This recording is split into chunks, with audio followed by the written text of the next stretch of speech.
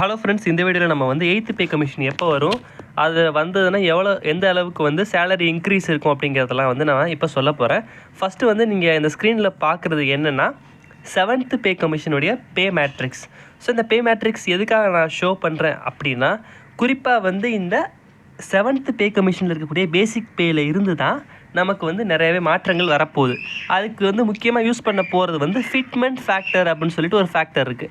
இந்த ஃபிட்மெண்ட் ஃபேக்டரை வச்சு என்ன பண்ணுவாங்கன்னா, மினிமம் பார்த்தீங்கன்னா 1.86 அந்த லெவலில் வந்து ஃபிட்மெண்ட் ஃபேக்டர் இன்க்ரீஸ் பண்ணணும் அப்படிங்கிற மாதிரி சொல்லியிருக்கிறாங்க. ஸோ கிட்டத்தட்ட இதில் வந்து அந்த ஃபிட்மெண்ட் ஃபேக்டர் கொண்டு வந்தாங்க அப்படின்னா, இப்போ பாருங்கள், பேசிக் பே வந்து 18,000 இருக்குன்னா அதில் வந்து 1.86 அப்படிங்கிற அளவில் நீங்கள் மல்டிப்ளை பண்ணணும்.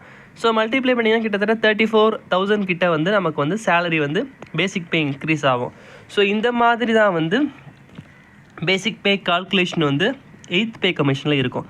ஸோ இப்போ வந்து ரீசெண்டாக வந்து சென்ட்ரல் கவர்மெண்ட் என்ன சொல்லியிருக்காங்க அப்படின்னா, பார்லிமெண்ட்டில் கொஸ்டின் கேட்டிருந்தாங்க, 8th பே கமிஷன் எப்போ வந்து அமைக்க போகிறீங்க அப்படின்னு சொல்லிட்டு.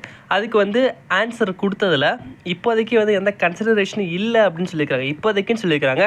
ஆனால் 2026 ஜனவரி 1 Jan 2026 தான் வந்து நமக்கு வந்து பே கமிஷன் வந்து இம்ப்ளிமெண்ட் ஆக போகிற டேட். ஸோ அதுக்கான போதுமான நேரம் இருக்குது அப்படிங்கிறதுனால அந்த பே கமிஷன் வந்து வர்றதுக்கான வாய்ப்புகளுமே இருக்குது.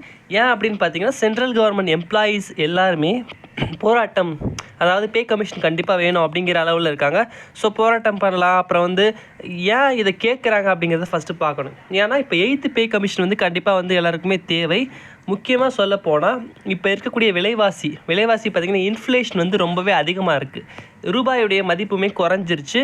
ஸோ அந்த வாழ்க்கை தரத்தை வந்து நம்ம மேட்ச் பண்ணணும் அப்படின்னா குறைஞ்சபட்சம் இந்த 1.86 அந்த லெவலையாவது ஃபிட்மெண்ட் ஃபேக்டர் வந்து இன்க்ரீஸ் பண்ணணும். கவர்மெண்ட் டிஏ கொடுக்குறாங்க, டியர்னஸ் அலவன்ஸ் இந்த மாதிரி கொடுக்குறாங்க.